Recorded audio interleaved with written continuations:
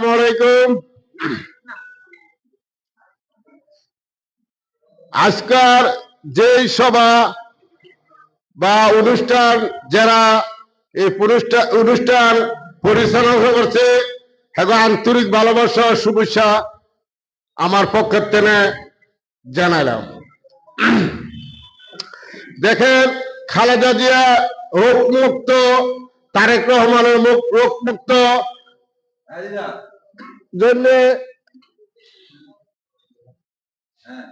আমাদের মাঝে রোগমুক্ত ইনশাল্লাহ বাংলাদেশে যেন আসে এই দোয়া সবার প্রতি রইল।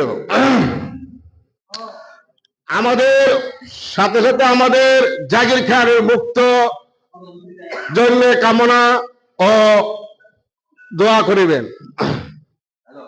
আমরা দীর্ঘ অনেকদিন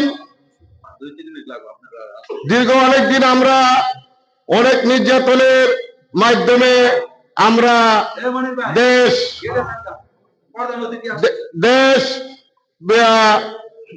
অনেক কষ্টের বিনিময়ে দেশ পেয়েছি। সবার কাছে আমার অনুরোধ, আপনারা সবাই নিজ নিজ দায়িত্ব পালন করবেন এবং এই বলে আমি শেষ করলাম। খোদা হাফেজ। বাংলাদেশ। জাকির খানের জন্য সবাই দোয়া করিবেন।